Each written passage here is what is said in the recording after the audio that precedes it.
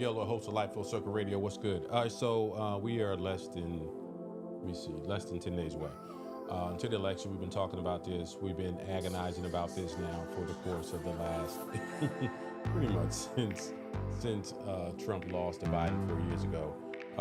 And so here we are. If you first time tuning to Life on Circuit Radio, we take something out of the headlines, dig a little bit deeper into it. This week we're going to talk about Puerto Rico. Ho! So I guess this is the guy's name is Tony Hinchcliffe. Some clown comedian went up on the rally in New York City with Trump and called Puerto Rico a floating island of garbage, something to that effect. We're going to talk about Dwayne Wade. That statue looks nothing like him. Abercrombie and Fitch, I guess their CEO is on the next person on the list of not knowing how to keep his hands to himself with young people. And then Nick Bosa, who's a football player, and he's a Trump supporter, and many of us knew this, but I guess he decided to jump in there and let everybody know. All right, so follow us on the social medias, all of that, and so we're live right now on YouTube, we're on Facebook, we're on Twitch, but follow us elsewhere as well.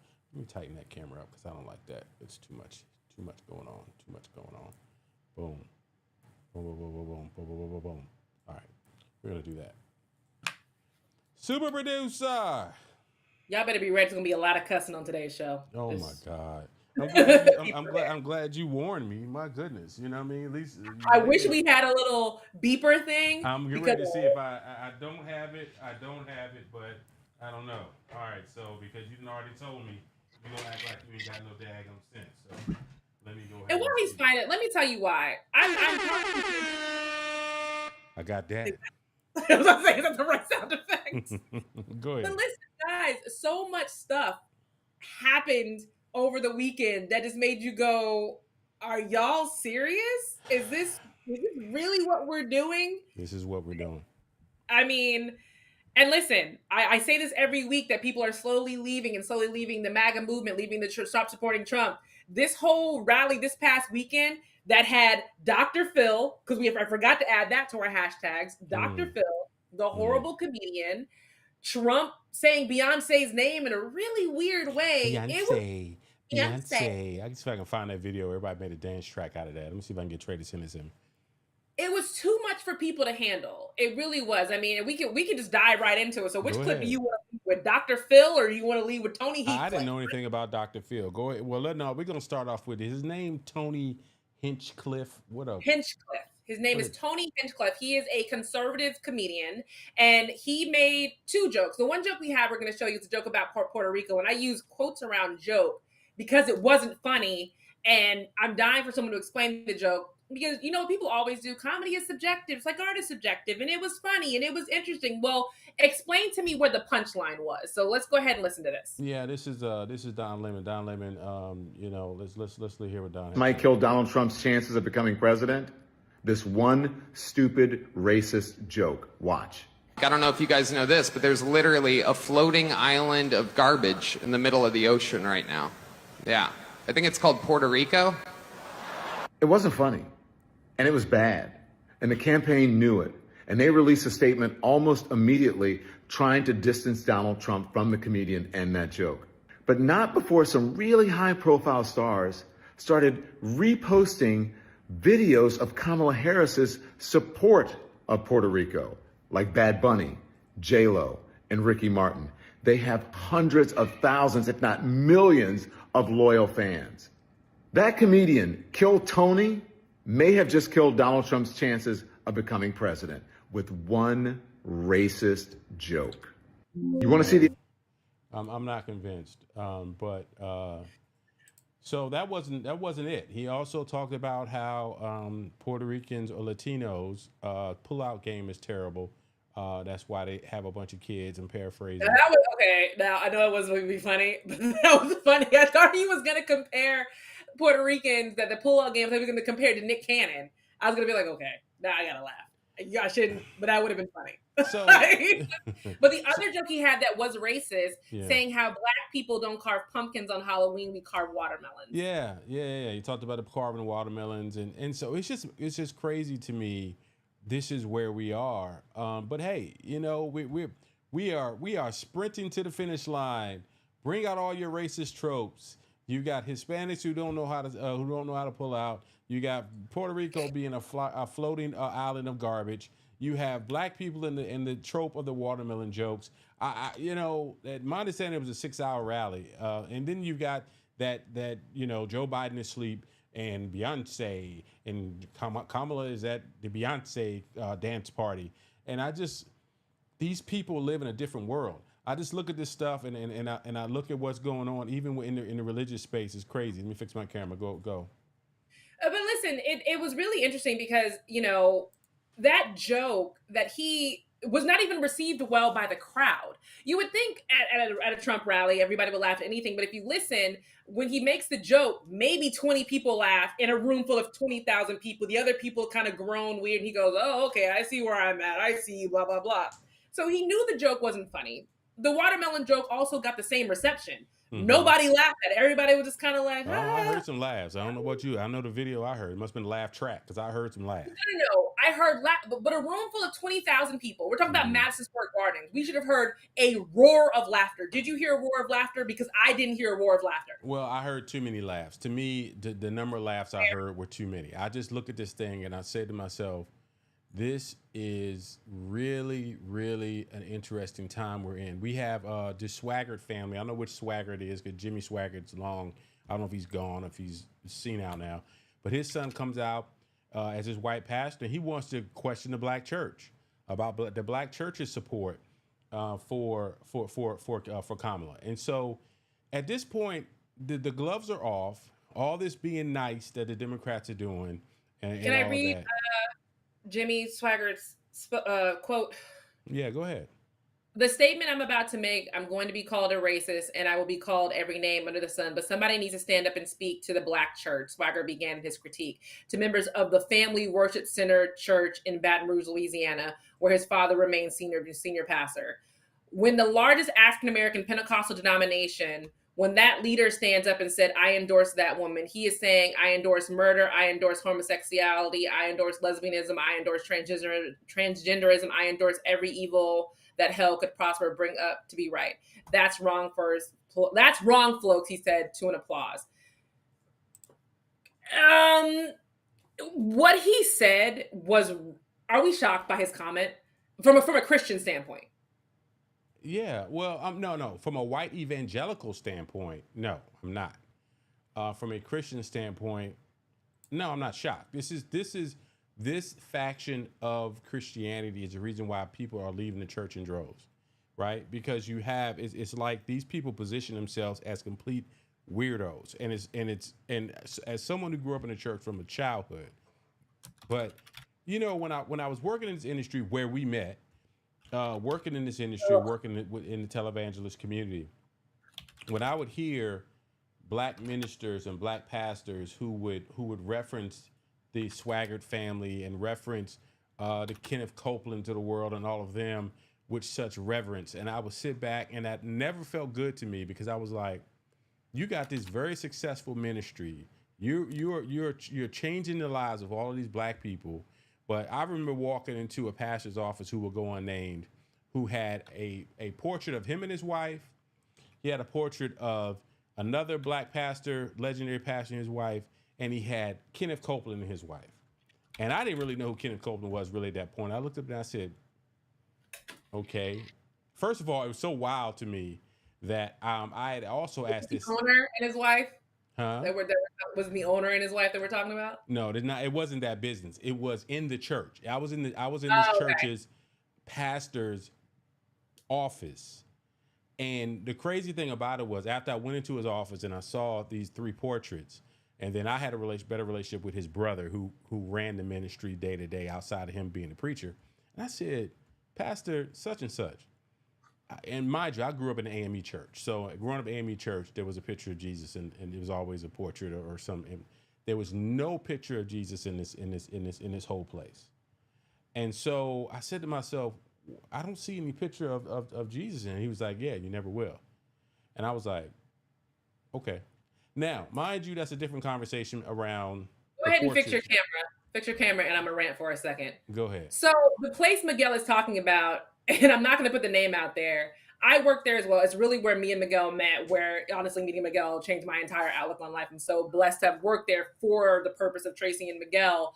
But the way these evangelicals see themselves, and it's not very Christian, to then them cast more doubt on someone like a Kamala Harris, it's laughable to me personally. I mean, me and Miguel have seen these evangelicals push everything from a pet rock to olive oil that's supposed to cure you of something. But Right. you're talking about Kamala Harris. Right. You know, I said it right, Kamala Harris. I Yeah. corrected myself. You know,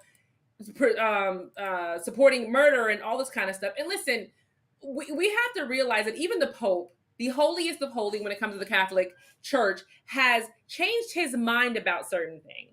Has said when it comes to homosexuality, when it comes to homosexual priests, we should have done things differently. When it comes to homosexuals, it's about love, it is about honor. We get it. There are sins.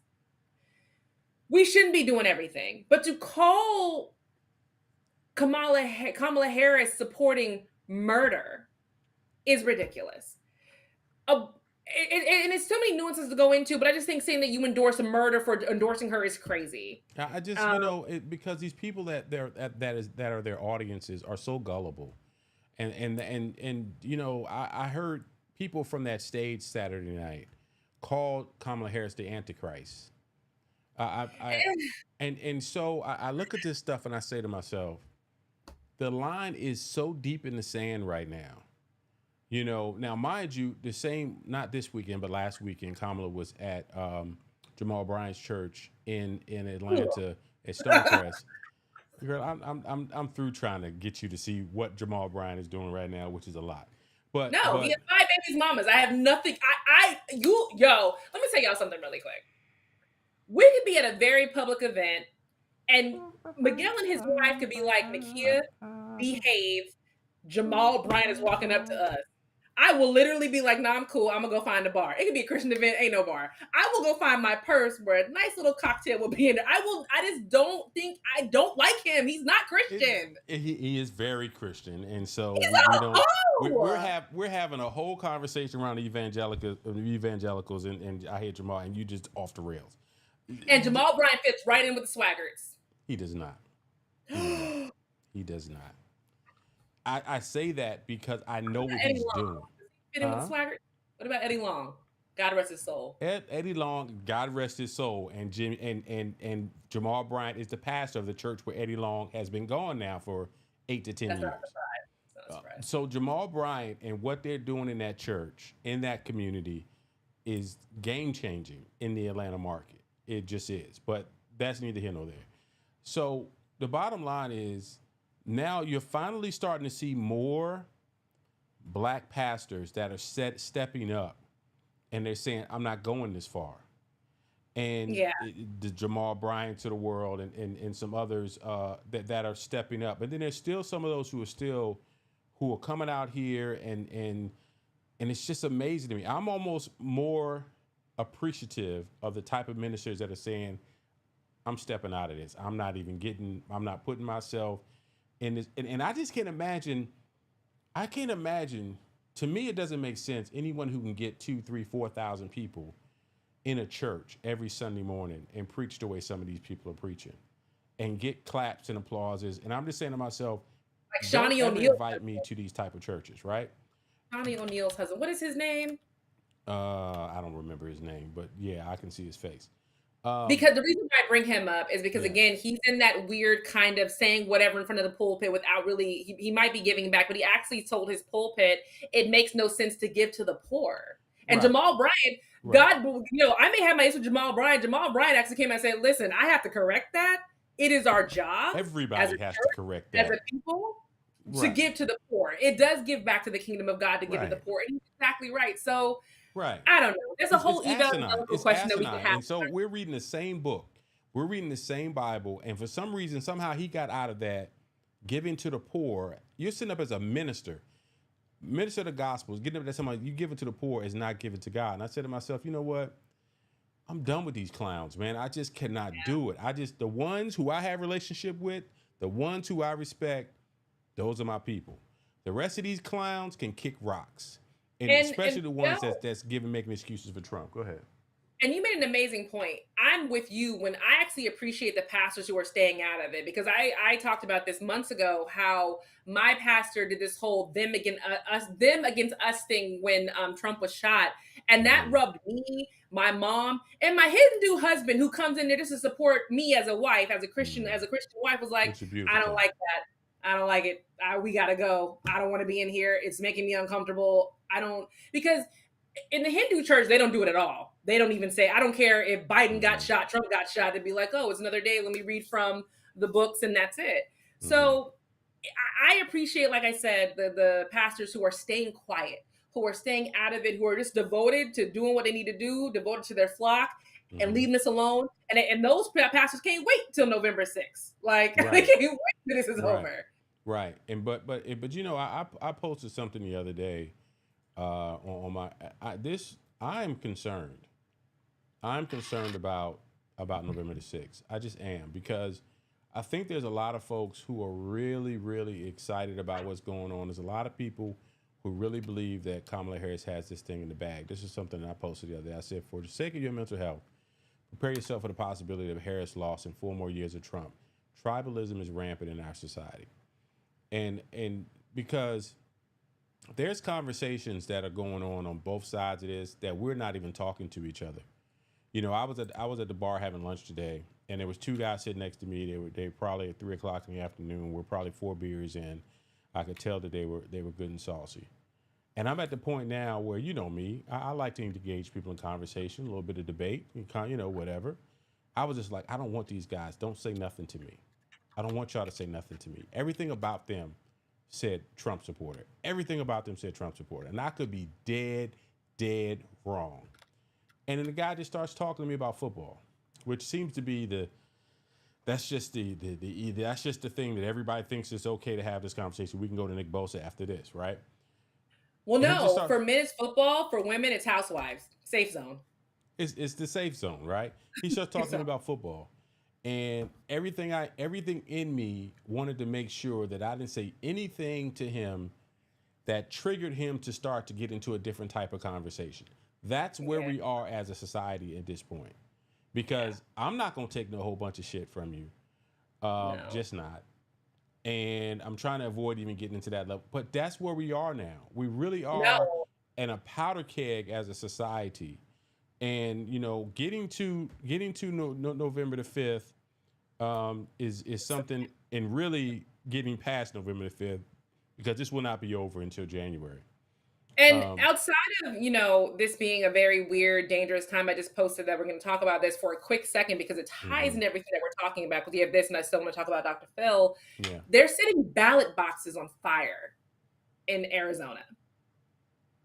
That is insane, people. This is where we've gotten to, that we have actual ballot boxes under fire, an investigation in Oregon, in Vancouver, not Vancouver, you guys don't matter, in Oregon, in Phoenix, who are having to deal with this. And I think that's insane that we've gotten to this point. I never thought in a million years we'd be to this point. We're setting actual votes on fire. And then to pivot before we go into, you know, Nick Bosa, Dr. Phil also spoke at the Madison Square Garden rally, and he made a comment that really broke a lot of people's hearts and that blew everybody away. He actually said that, I want to say the exact quote. He said Americans' foundation lies in hard work and not in the values of diversity, equity, and inclusion.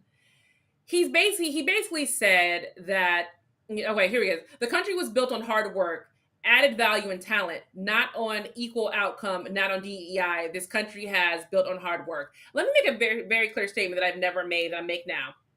DEI got ruined by white liberal women. It did not get ruined by minorities, Black men, Black women, Hispanics, Asians. It got ruined by liberal women who thought they were helping by saying everybody should end up at the finish line at the same time. That is not what Black people wanted. That's not what Asian people wanted, or that's not what people of color wanted. What we wanted, all we wanted was, if there are 5 resumes in front of you, ignore the name of that person. Just look at the talent. That is all DEI was supposed to mean. White liberal women get involved and it turns into something different. That's point number one. Point number two is, Dr. Phil, you're a DEI hire. You were hired by Oprah because she wanted to diversify the shows that she had a part of. So what are you talking about? And then, but that community, they do that all day. You know, we're at a point. You know, I'm sitting up here playing. You know, let me go ahead and put, countdown to the election. Here we go. I really appreciate your hard work. Also, he said that America was built on hard work.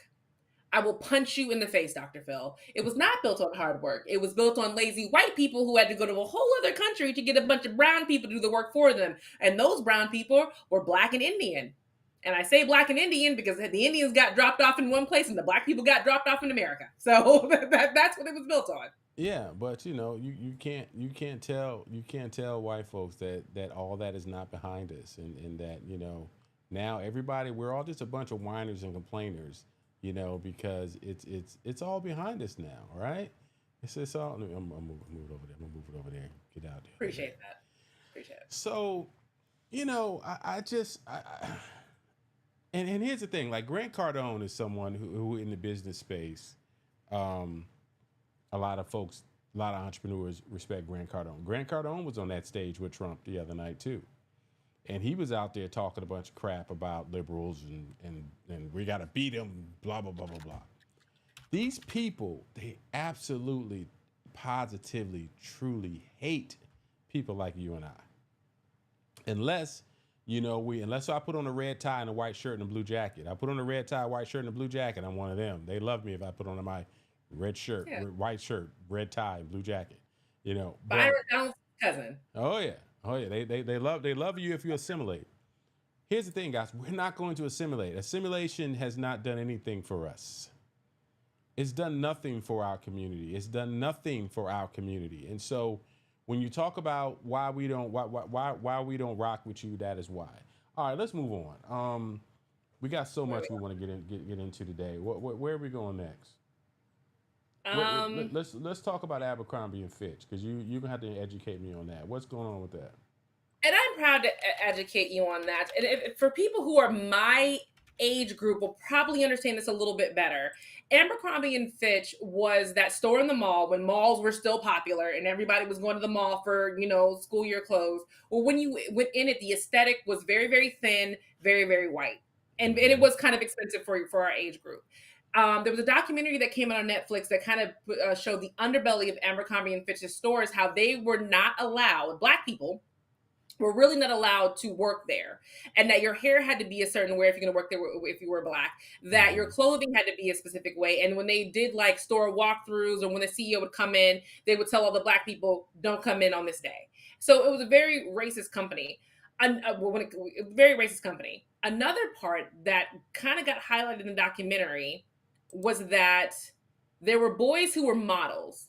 They were models in the books. They were models in the ads and the images in the store. And those boys were getting preyed upon by the CEO of Abercrombie and Fitch and on the photographer who was exclusively hired to shoot the boys. And when I say boys, I mean these boys were 14, 15, 16.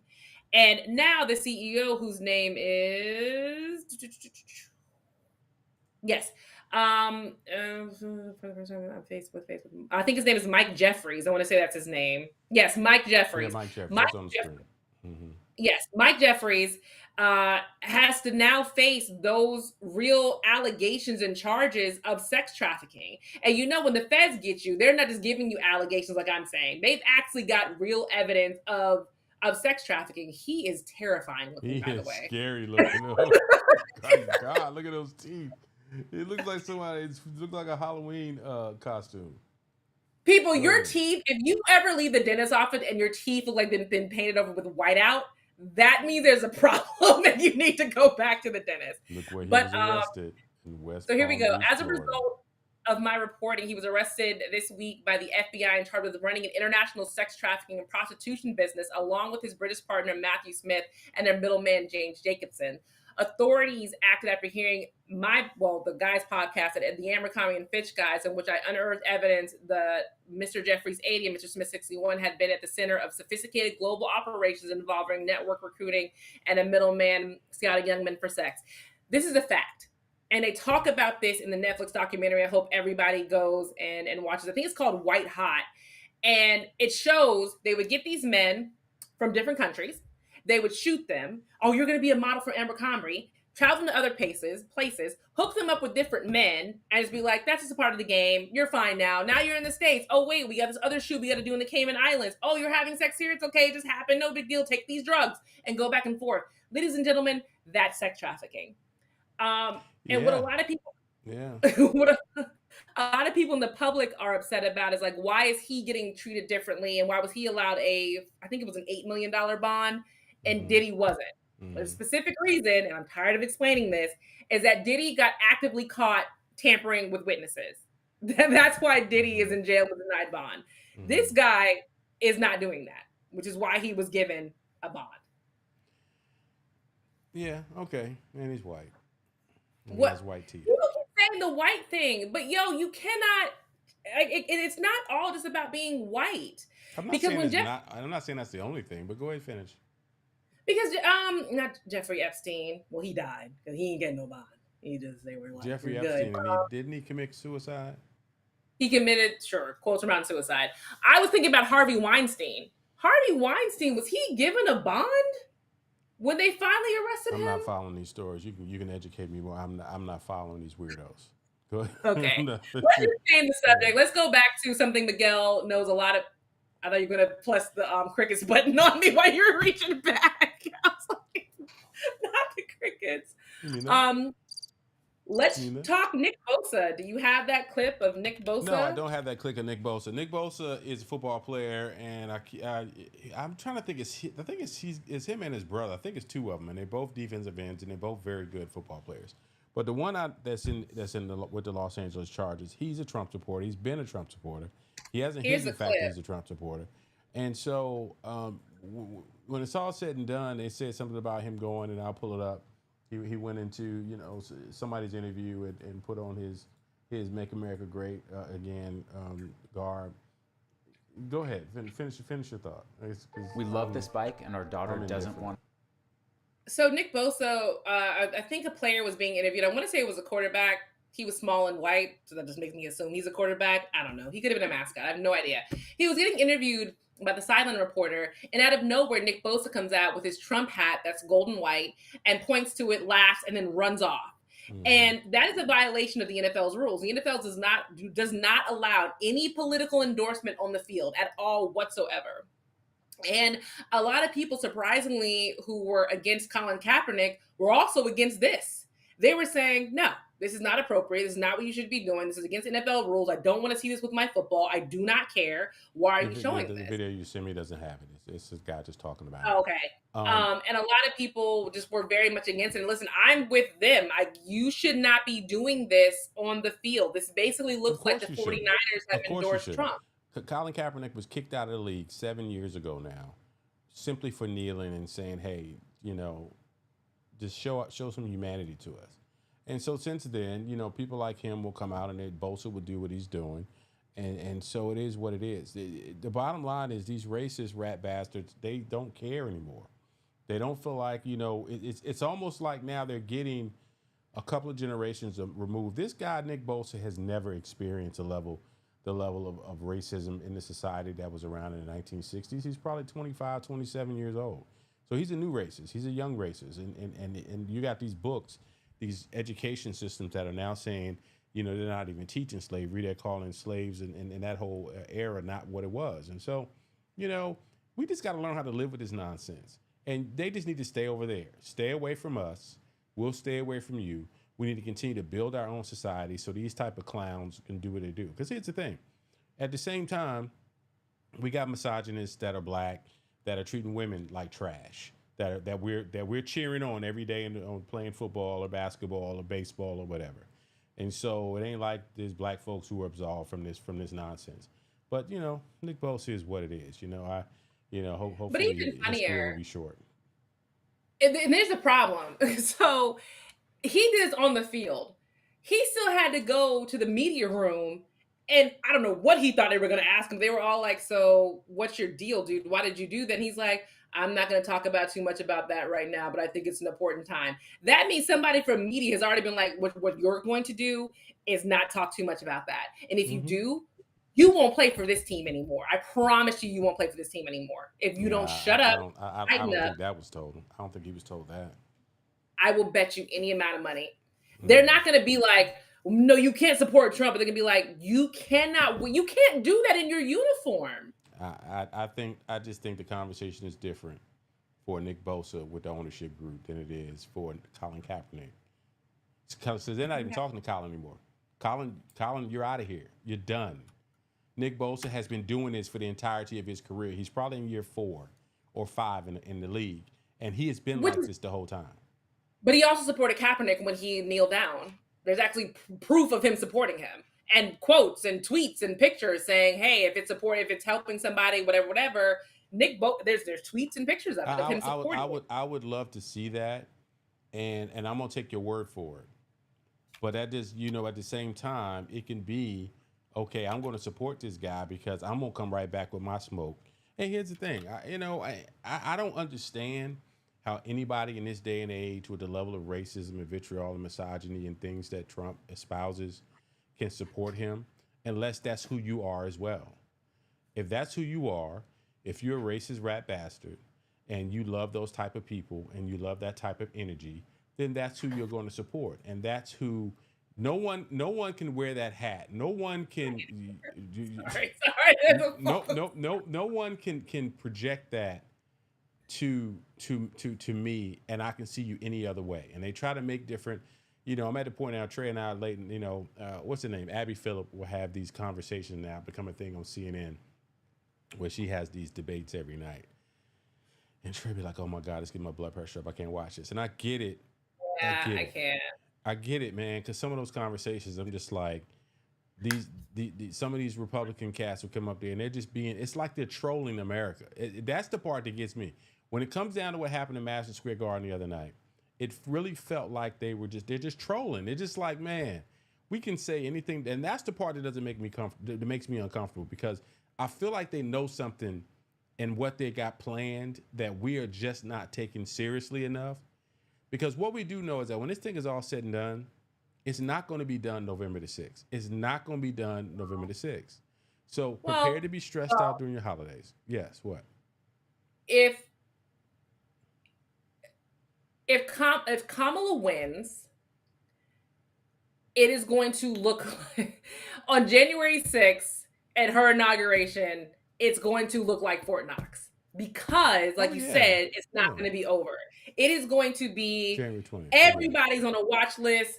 People are gonna be looked closely at when they get on planes and stuff like that. So it's gonna be crazy. So even if she wins, but I do believe she's going to win. I'm not being like, oh, she's got it in the bag. I do believe she's gonna win, but I do believe this is not over until she's actually the president.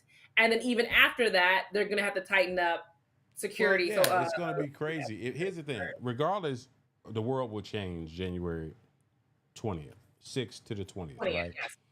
The Constitution said January 6th is when you certify the election. And so that's why January 6th, 2021 was what it was. And so they're going to put enough obstacles up, and I think the courts are really preparing themselves to say, we're going to shut this down pretty quickly. We're not going to deal with a lot of this nonsense. We're going to shut this down. They're not going to do what they did last year. It's not going to be like last year. And maybe that's why the Democrats are exuding so much confidence, because they are prepared. Rest assured, you're talking about a prosecutor. You're talking about someone who is a successful attorney, who is the candidate. So the legal team all over the country is in place.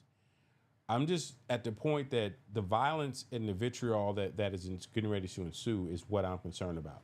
And then even beyond that, we also have to look at the down ballots and understand, if it gets to the point that the Democrats don't have control of one of either the House or the Senate, she's going to have a hell of a time doing anything for the next 4 to 8 years. No, I agree with you. And honestly, the only Republican that I'm hands down voting for without looking at their policy, hands down, point blank period, is Grady Judd. Shout out to Polk County, Grady Judd. I don't even live there. Grady Judd is the best. He is a Trump-loving, Trump supporter, but he's a lawmaker here in Florida. How is he possibly the best if he's a Trump-loving, whatever you just said? I'm gonna have to look him up now. So, Grady help me Judd understand why you would vote for him, even though you can't.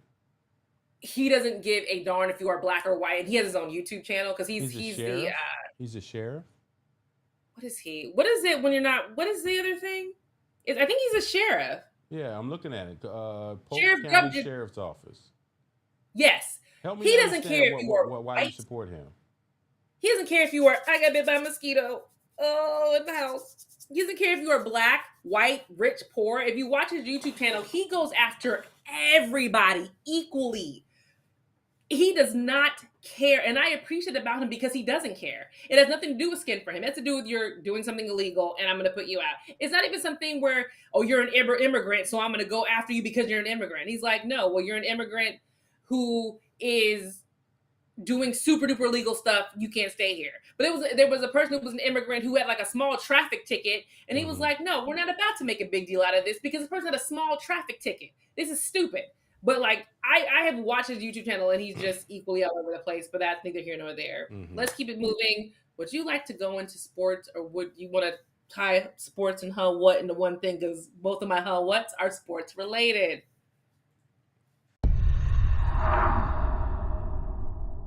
Okay, so first out of the gate, LeBron James Jr. sucks. Feel free to elaborate. No, you elaborate. Why does LeBron James Jr. suck? Because he does. All those preseason games. Even my mother-in-law, tiny little Indian Bangwati Shakur, was like, he's not as good as I thought he would be. Why is he not as good as I thought he would be? He was never supposed to be. Very simply, LeBron James Jr. was there for that first game in those 3 minutes, and the fact that he was the first NBA player to play on the court with his father. He has a lot of work to do. He does. He's a second round pick, 55th pick in the draft, coming off of a health scare. And so a severe health scare. And so I'm not tripping on him going down to the G League in November and getting right. The team is playing well. First time they've gone 2-0 to start a season in some 10 years or plus. They got a brand new coach. And so, this whole thing about LeBron James Jr. and everybody being so upset, I'm so tired of folks counting these people money. I don't give a... He's getting paid $3 million a year, which is a damn near minimum wage in the NBA. That's minimum wage. In the NBA. In the NBA it is. Minimum wage. No, I'm saying yes, it's absolutely minimum wage for the NBA. Exactly, in the NBA. So he's not like he's making this tremendous amount of money. He ain't taking nobody's job. The job was his job, because people seem to think that basketball is just about playing basketball. It's not just about playing basketball. And so, so I don't know, man. This clown show. But go ahead. It's nepotism. I think people can't get over the fact that it's a severe case of nepotism for a boy, and I use the word boy for a reason. I feel like LeBron James Jr. could have gone a lot farther and be a lot better if he just would have done that 1 year in college. I don't think people understand how much that 1 year in college does for people. Whether you are playing a sport, you are going for business, whether you're going just to get a life experience outside of living in your parents' home, whether you're for that 1 year you're living, off campus to get that experience, that 1 year means a lot. And I think LeBron James Jr. could have gotten a lot of that 1 year, don't you? Of playing in college. He played 1 year in college. He already did that. 2 years then? No, y'all. We seem to think this isn't... LeBron James Jr. is not my kids. Like, going to college is for people who need to go to college in order to get a job and get a degree to get it. No, he don't need no job. His family is wealthy, very wealthy, not just kind of wealthy, like on the way to billionaire status. No, wealthy. I know that his family is billionaire status. He needs to get 1 more year to get right and get. No, he don't. He don't. Here's the thing: we're sitting in this town. We're sitting in this town. There's a thing called Overtime Elite. Are you familiar with Overtime Elite? I am. Okay, so Overtime Elite, it's got these high school kids that are already making money. playing basketball because it's a show. It's all about the show, right? And so they are a part of the show. And these are unknown kids. These are kids that are just getting going. This is Bronny James. Bronny James has been famous since he came out the womb. So so there's that influencer aspect of it all as well. And so, man, I'm not tripping about this stuff. It's something for people to talk about, and so it is what it is.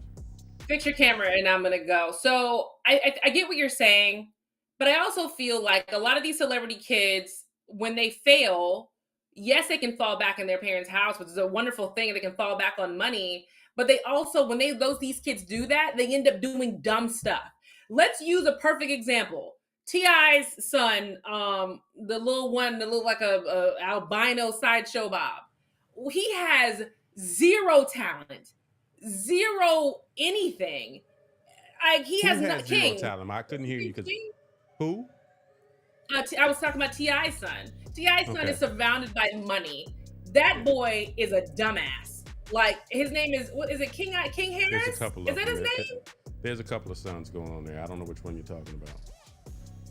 The one who got stand on business trending. That one. He got, well, there you go.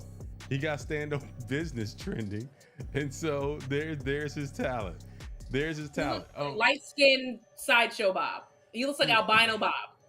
And so once again, when you are the son of T.I. and Tiny, you can take chances, and you can't take a lot of chances. How long does that last? How long does that last? Until it doesn't. You know, we are in a different day and age in here. You know, that sideshow, acting a fool, getting locked up in your family is wealthy, keeps attention on you. You know, T.I. and his crew was at the Breakfast Club, and two of the guys on the crew, they started to try to get into a little bit of a beef, and T.I. tightened that mess up. I saw Tiny the other day at a local breakfast spot. I was having breakfast with a cat, and Tiny comes walking in there. You know, it ain't like it was for us, man. It's like we you know, the only thing, the talent that you thought you had to get a job. Sometimes these people's jobs are to act the fool. That's their job. If King is saying this like we took our time to work at McDonald's and work at Hardee's and all these places, he taking his time acting a fool on Instagram and getting his streams up, and that's how he's making his living. So it is what it is. What else you got in Hunt? What? Oh, you better bring up that statue of Dwayne Wade, because that's where we're going next. Oh God! So as on some weird alternate universe. Well, no, let me be respectful. Dwayne Wade is the greatest player that has ever played for the Miami Heat. He's won several titles with them. He doesn't live there now because of, you know, Florida's law against transgender people and those kind of things. So we moved away. Okay. But he was a Miami Heat staple. He was number 22. So to honor him, the Miami Heat honored him with a statue. They honored him with a statue. It's an exciting moment. And then they unveiled the statue. And the statue is I just don't understand. Horrifying. It's insane. Absolutely insane. Pull it up. I thought it wasn't on the screen. It wasn't on the on our sheet, so I'm finding it. Who are these sculptors? And they're famous sculptors. They are sculptors who have done several.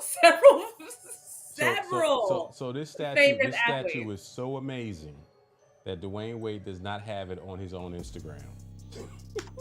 So I decided to go there first. Like, of course, he has it on his Instagram, but it's not there. And so, hold on a second. Let me find it. It's on my it's on my Facebook page. You want to pull my Facebook page up? If not, then I can give you the Today Show link that also has it. Oh my God. Here's go. Let me see. Get the Today Show link and guest chat. There it is. There it is.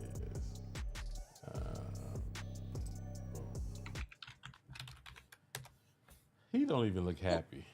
Who is that? Who is that though? That looks like Lawrence Fishburne. Oh my God. Wait. That looks like Lawrence Fishburne from that TV show about the LA Clippers that just came on Hulu. That's who that looks like. That looks like Doc Rivers. That is Doc Rivers. That is so bad. Why can't folks just stand there and they do sculptures of people and doing a profile? I'm just gonna be, this is me. There's no question this is me. I don't know what moment this is that he was doing. Um, It's bad. There is no way around it. And it's funny because in his speech, he said, I really appreciate this honor. Then he turned around and was like, I don't know who that is, but I really appreciate the honor. Did he say like that? He said that. He said that in his speech. I don't know who that is. And people probably thought he was joking. Or wait, did he say I don't know who that is? Or I can't believe that to me? That's what he said. I can't believe that to me. Well, that's a different sentiment. If I'm sitting there and I'm just like, hey man, I really appreciate God. I can't believe. Wow, I can't believe that's me. Wow, that's one way. Then to turn around and say, I can't believe that's me. That looks nothing like me. So it just depends on how he delivered it. But yeah, that looks nothing like Dwayne Wade at all. And Dwayne Wade is being respectful. He said when people ask him, like, you know, that because people are asking, even his homegirls, homeboys, the Associated Press is like, so what do you think of the statue? Like, people are giving it a lot of criticism. He says, I care, but I don't. The social media world is about opinions. Everyone has an opinion. Everyone use your opinion. Please talk more about us. Talk more about a statue. Come on down to see it. Take some photos. Send some memes. We don't care. Basically, what he's saying is, I'm media trained, and this is what I'm going to say. But I also hate statue just like y'all do. As you mentioned, all the stuff he and his family are going through over the last few years, and so he's just like, okay, yeah, I'm going to let this pass on by. But you know what kills me about this stuff is that ugly. It's so ugly. It's so ugly. Do they do any sort of even running this by the actual people before they unveil it? Like, I don't want you unveiling no statue of me without me seeing it first. I need to see it first. This is let me see the renderings along the way, because this ain't it. This nah, bruh. This ain't it. All right. Yeah, I agree with you. My brother said the same thing. Like, if you're unveiling a statue of me, you need to pull me behind closed doors a week before, so at least I can be prepared with a statement and say, oh, it's an impressionist version of my face, or it's an abstract version of my face, or something like that. And then there was another quote. Here's the quote he said. Oh, Wade, what?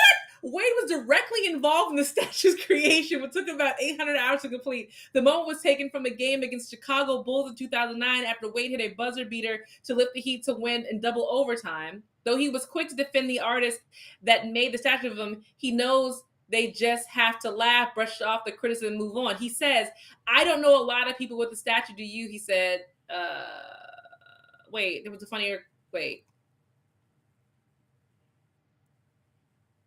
Oh, this wasn't the funny one. Sorry, that was a funnier quote. Ooh, I got to get the Jeopardy joint on my on my pad.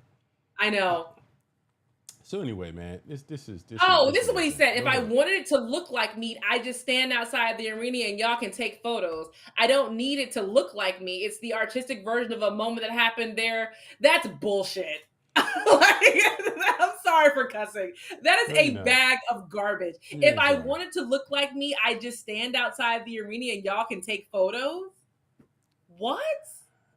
Yeah, we are in a twilight zone, man. We are in a twilight zone. But when it's all said and done, he's not going to be no more broker for letting them do whatever they did with his statue. And so there's that. Let me tell you, if you and Tracy ever have a statue of y'all when y'all get famous and rich and wealthy, I would never let y'all go out like that. I would go and push the statue over or spray paint it. I would never allow it just to stand up.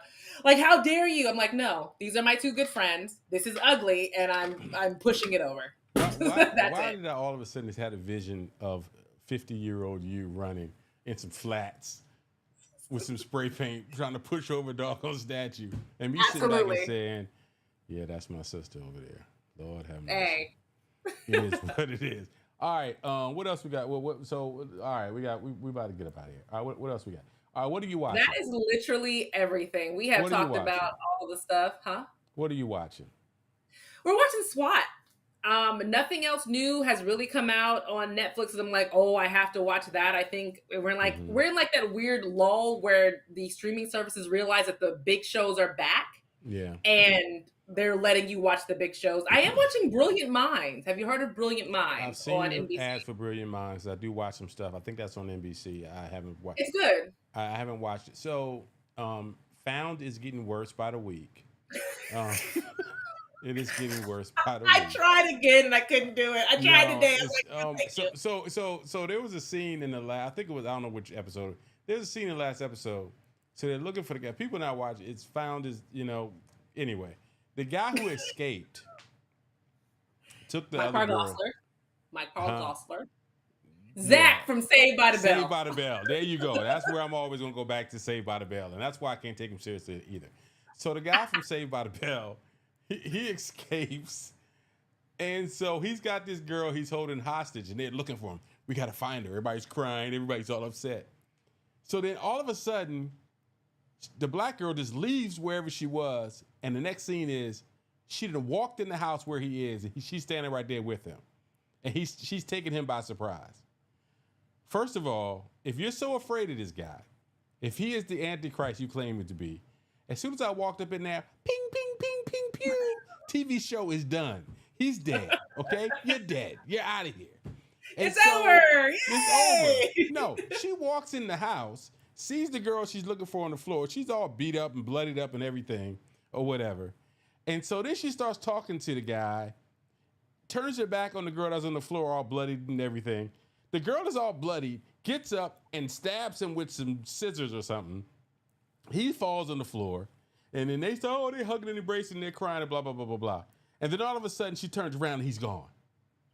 So this wounded 200-plus pound man just got up and sneaked on out in the blink of an eye, and all you see is blood stains on the floor. And you know what, Kia? As soon as this show is over, Trey gonna have it ready to push play upstairs, and we're probably gonna watch another freaking episode of this. And let me tell you, that's every horror movie. They stab one time and walk away. What you stab once for? You stab 5 times. Right. But there's another show you and Trey should watch. I forgot about this that I'm watching. Grotesquerie with Niecy Nash. I know y'all not Ryan Murphy people. I know y'all not horror people. Who is Ryan Murphy? I don't know who that is. Who is Ryan Murphy? The one who does all the stuff. He does Modern stuff? Family. He does Aaron Hernandez series. He does the Menendez brothers series everyone talks about. He does all the stuff. Don't you pray them crickets. See? I don't watch none of that stuff. I almost really? All his stuff is acclaimed. Like he's won multiple awards, but he has a show called Grotesquerie on FX. It's starring Niecy Nash. And when I tell you, Niecy Nash is about to win another Emmy for this role, she's absolutely going to win an Emmy. And Courtney B. Vance is going to win a supporting Emmy. She's certainly redefining herself. We picked up Reasonable Doubt. No, I can't. It's having sex and doing extra stuff that I don't like it. I can't do it. Have you watched any episodes of it? No, I've seen the sex scenes on YouTube and I'm good. I'm okay. So that's it. It's a wrap. YouTube has done told you. I think it's a millennial / Gen X type of girlfriend / lawyer show / my marriage is bad show. Scandal? So it's Scandal. It's kind of scandalous a little bit. Thank you. It's a little scandalous. Yeah, it actually is a little scandalous. So exactly. No, thank you. So what attract? You know what's so funny you say that, because my daughter Saran, who's a Scandal, she knows that stuff and watched it a million times. She came in today and was telling me about all the things that are just horribly wrong with Scandal. I'm like, but you watched Scandal a million times. She said, I'm probably gonna go watch it again. But this is the problem. She said something to me that just rung a bell. She said that Kerry Washington's character, what was her name on the show? I don't remember. Olivia Pope. Olivia Pope, of course. She said Olivia Pope's character never won an election. And I was like, never won an election. Said she always either stole the election or somebody got killed or something along those lines. She never won an election. Okay, I get it. Your camera's messing up. And on that note, guys, we love you. We will see you next week. Have a great week. Peace and a bye-bye. Am I just here? Like, I don't know if he's gonna turn it off or not, so I'm just here with me. I'm just waiting for him to stop it. This is a weird moment for me. There we go. Peace and a bye-bye. I don't know what's going on with, I don't know if it's Ecamm or my camera. I don't know why it just does this, just loses focus. But when you edit the episode, end with peace and a bye-bye. I'm deuces. Oh, you deuces? All right, I got a salad waiting on me. Peace and a bye.